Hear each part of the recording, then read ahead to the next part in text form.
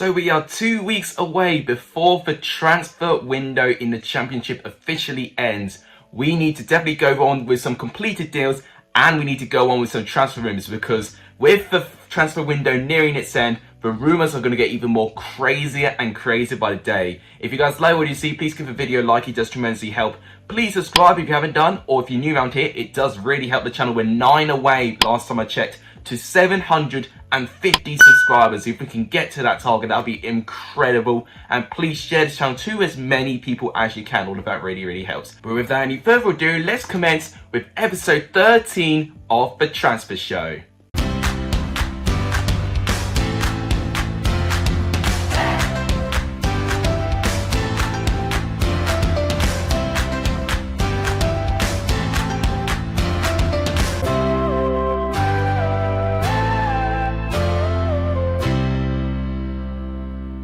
Now, before we start, I'm aware that there is a midweek set of fixtures for the Championship this weekend, and I will tend to do a gaffer video for it first. What I'm going to do this time, I'm just going to show you the team I'm going with. I've only made one transfer once again, going with my strategy of not using many free transfers.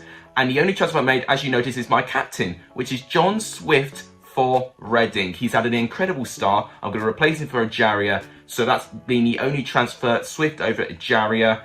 And he'll be my captain. My vice would be Elias Chair. And my emergency will be Ben Brereton against his former club, Nottingham Forest. But the rest is staying the same. Morrison and McFadden are going to be starting over Basham and Fleck, since I think Sheffield United will struggle against West Brom. But those are the only changes I'm going to make. If you guys do want to join my Gaffer League, I'm going to put the code in the description down below.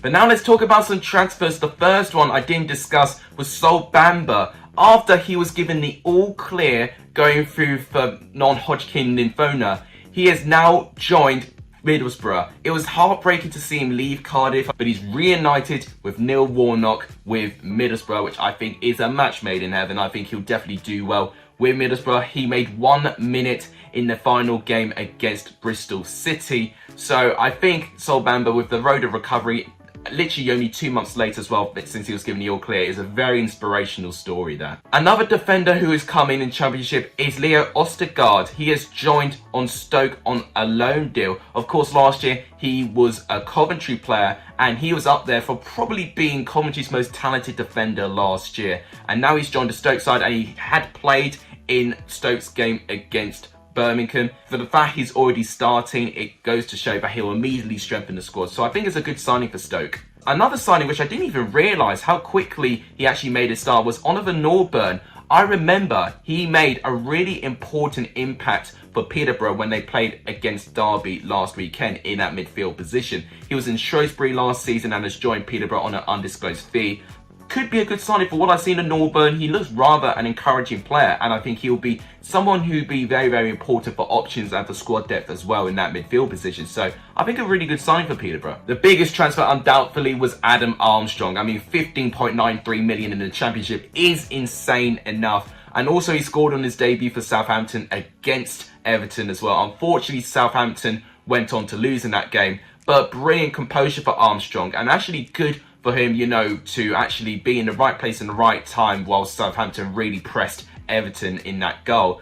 Jordi Asai Tutu has now gone back to the Championship, this time with Nottingham Forest on a loan deal. Of course, he was a right back and he was actually featured in Cardiff last year. He actually made his first appearance at 90 minutes as well against Bournemouth on Saturday. For the fact that he's already started as well, he'll definitely improve the depth of the squad. So once again, I think a good signing. One departure is Sam Cosgrove. He's left Birmingham to join Shrewsbury. Didn't really cut it out for Sam Cosgrove, didn't he? He showed a lot of promise in the Scottish League with Aberdeen, joined Birmingham, and when he did have his chances, you know, he just didn't really take them, didn't he? So he's moved to the league below. Maybe that'll be his chance to try and reignite something in his career. I can't believe I'm saying this, but Reading have made a signing. Tom Dele-Bashiru from Watford. Now, this is a loan deal as well, and it doesn't surprise me, you know, with their embargo, they can't really go out their way and spend money. But it just surprised me that Reading made a signing. Watford player, very young player, full of promise, but not a lot of Championship experience. But at least it improves the depth of the squad, which I think is going to be Reading's kryptonite if they do not sign any more players anytime soon. The fact they've got that one deal over the line maybe it will give Reading fans a little bit of confidence that Reading will still try and bolster up their squad. Another departure that really caught my eye was Joe Williams. He's left Cardiff to join Swindon Town. You've got to remember, he was featured in the Euros, may have not made a start, but he was still a Wales player in the Euros. And the fact he's dropped all the way down to League Two, that's really, really surprised me. I know he hasn't featured a lot in Cardiff and Mick McCarthy, but as an attacking midfielder, for what I've seen with him in Charlton, you know, he looks like a really promising player. So for him to drop down to League Two, I don't know about that move, but Swindon have got to really use him, you know, because right now they're going to be in a really predicament position, you know, with their financial troubles. And I think he can definitely help them in terms of creating chances going forward. So could be a fantastic signing for Swindon if they use him right. Another departure from Chelsea is Jake Clark-Salter. He's joined Coventry. Now, I did see him in pre-season. I think he was featured in Chelsea's pre-season win over Peterborough. And when I saw him, he didn't really put a foot wrong. I just think, unfortunately, in that defensive position, there's just a lot of competition. And I think Coventry will be a good signing for him. I think Coventry can definitely use his championship experience to his advantage. He has played in previous championship clubs such as Birmingham. Could be a good signing. I actually really like him. So I think Coventry would definitely benefit with his aerial ability. I also think with his passing as well, he's very confident on the ball. So overall, I think Coventry have got a good rounded player in terms of their defenders. So I think he'll be a good signing to fill in that void of Leo Ostergaard leaving. Tom Carroll's left QPR to join Ipswich. That's another big signing for Ipswich. And Tom Carroll, when he has featured, you know, in the odd game or two, he does have something about him in that midfield position. Ipswich have really changed their squad, haven't they? I mean, I know they're not really getting the results in the moment, but they're really putting their money where their mouth is and really want to make a statement of intent to leave League One. It's very obvious. But things need to tick, you know, with all these signings, you know, it's going to take them quite a fair bit of time for them to gel, which is the one thing I'm a little bit worried about with Ipswich at the moment. But I do think it's a really, really good signing. Babashiru has left Nottingham Forest to join the team in Cyprus. I wasn't too surprised about that. He didn't really hit the ground running with Nottingham Forest at all. Ethan Laird is a recent signing that Man United have managed to depart for him to Swansea. So Swansea have managed to capture the potential right back. He had played for MK Dons last season and has done rather well for himself. I think he got 6 assists last season, and this is going to be a loan signing for Ethan Laird. And I'm intrigued to see how he gets on in the Championship. Blackburn have made the signing of Leighton Clarkson. He has left Liverpool to join Blackburn. He was featured in the Champions League. I can't remember what game he was featured for Liverpool in, but I know he's made a Champions League appearance. A defensive midfielder, only 19 years of age. Once again, a very young potential player. One really big transfer that has happened recently as well. Liverpool departure, it is Ben Davies. He has joined Sheffield United on loan. He has returned to the Championship, but just like that, he has joined Sheffield United. Preston have completely lost him completely now. He's now joined Sheffield United and will be playing against Preston sometime very, very soon as well. He just wasn't featured at all for Liverpool, wasn't he? It's going to be a loan deal, so Liverpool will be asking him back after the end of this season. What I think will happen if he has a good season with Sheffield United, I think he'll want to join there permanently. But I think it really has stitched up Preston in a really bad way to pay Preston that amount of money, but then to immediately just throw it away and just literally have him play against you now. They've literally just paid Liverpool 8 million to have him playing up against Preston. Ben Davies needs to play his football. With that potential and still being a very young centre-back, he needs to play his football. And I think Sheffield United will offer him that. The final 2 transfers that were made were very, very recent transfers in the last 10 minutes of this recording. Derby County have made 2 more free signings. Sam Baldock and Phil Jagielka both were featured in Derby in their pre-season matches, and both will be available against their midweek game against Hull City. So good for Derby that they managed to get those free agents in. Pretty much, I think they've got all of the free agents they used in pre-season now all signed now, which I think is absolutely brilliant. So I think for me, Derby couldn't have done any more in terms of the agents they have assigned, especially in their pre-season squad. The fact they've signed all of them, at least now they're just still trying to bolster the depth of their squad. They have got a load of injuries. Whilst I think they're now starting to get more defensive options, you know, maybe not the best quality options, but definitely ones with a load of defensive experience. The one thing I do fear about them is that they're really lacking a goal scorer. If they were to find a free agent, a striker You know, I think it could potentially help Derby's season, but now with that injury of Connors and Richards, it's not going to be easy for Derby to recover. So that is all the transfers that have been made since my last transfer video. If I've missed anyone, let me know in the comments down below. Now, as always, in the second part of this video, we've got 10 rumours to go across. The first rumour, which I've seen a lot of today, is on Keane Bryan. Now, of course, I know him as a Sheffield United defender. He's made 13 appearances in the Premier League. I know he has left, but he has been linked with Blackburn Rovers and Middlesbrough. Now, I definitely see why Middlesbrough are linked with him, because for the fact they lost Hayden Coulson, Neil Warnock's going to want to have a left-sided defender, whether it could be a left wing-back or a left-back. I mean, they want to play that five at the back, don't they? So they're definitely going to want a left wing-back. Someone like Jake Bidwell, I can see, you know, being a good signing there, but also Keane Bryan, I think, would definitely fit the mould in that position as well. Keane Bryan ultimately failed to agree a contract extension with Sheffield United, which is why he has left them.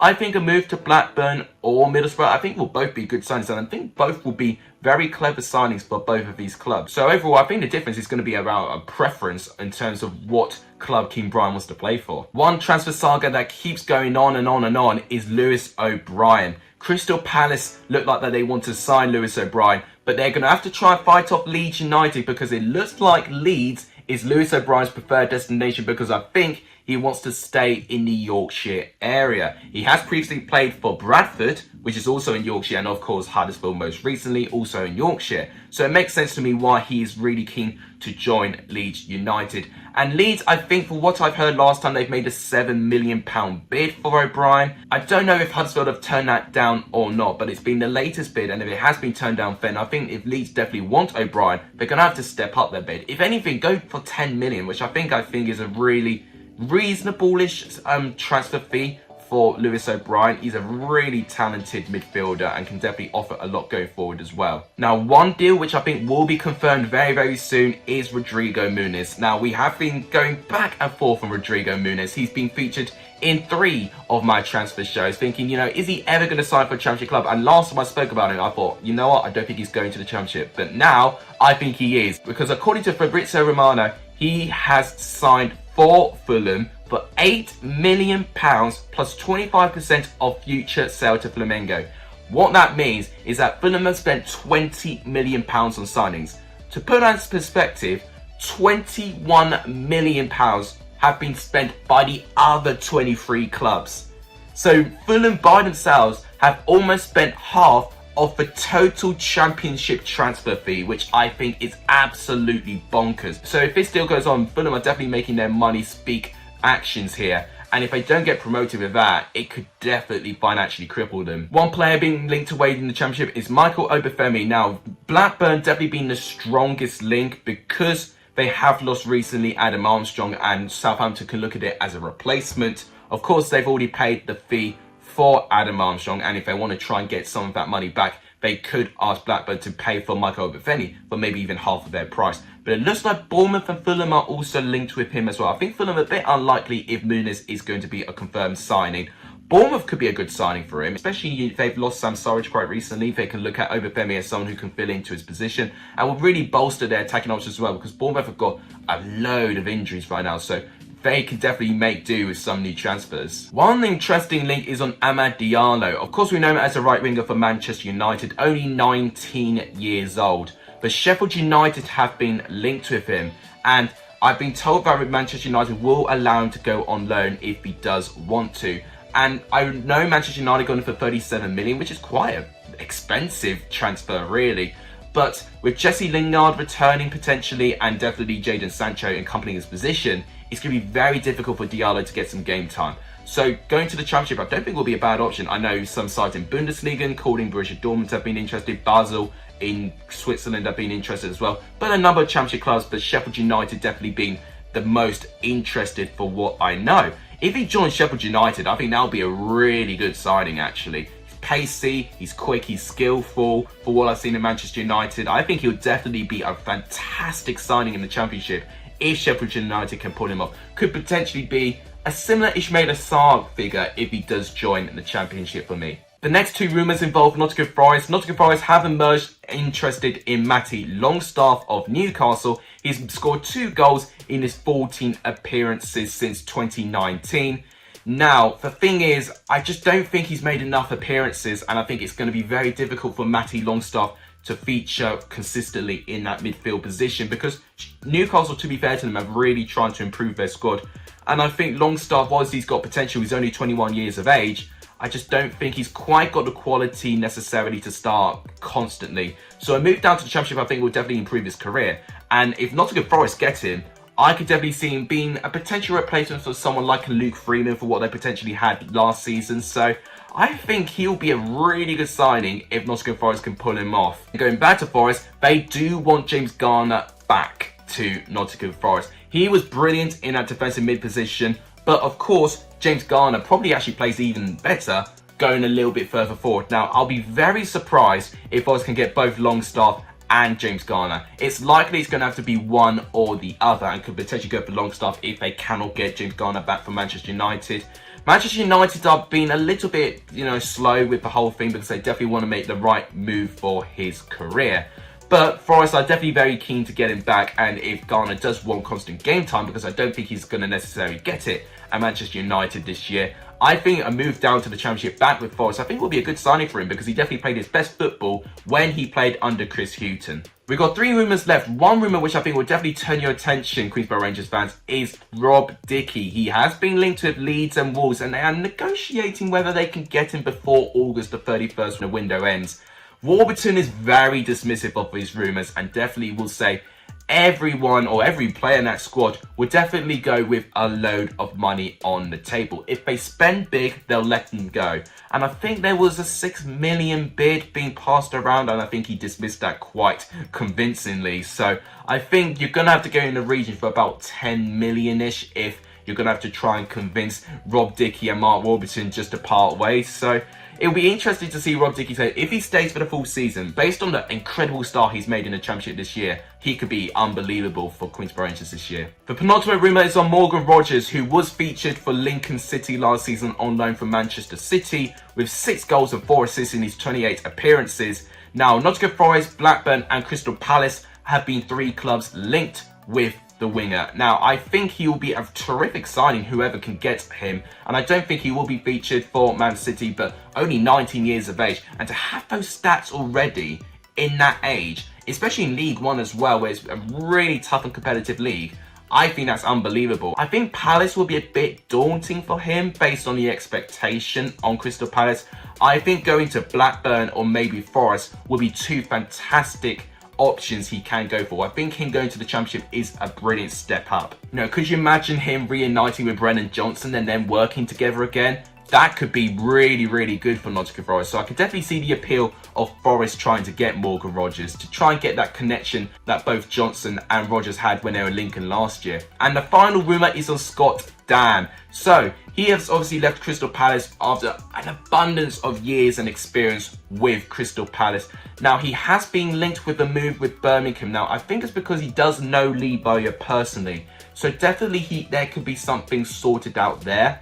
But I've not heard too many developments. It was just a couple of whispers that Scott Dann could be linked with Birmingham. I mean, if he joins the Championship, I think whoever will get him will be very, very well equipped of experience. Not necessarily game time and stuff, but he will be full of experience. So whoever gets him, fair play, because he's going to be someone who will definitely be driving the team forward and be trying to get the team up in the table. So I think that wraps up the 13th edition of the Transfer Show. If I've missed anyone out, let me know in the comments down below. But that'll wrap it up for today's video. If you guys enjoyed it, please give the video a like. It just tremendously help the channel. Please subscribe if you haven't done it, if you're new. It does really help. 9 away from 750, of course. That'll be incredible if we can get there. And please share this channel to as many people as you can. All that really helps. That'll wrap it up. Thank you guys so much for watching, guys. I'll let you know for Sonny in this video. And as always, I'll see you guys later on. Take care.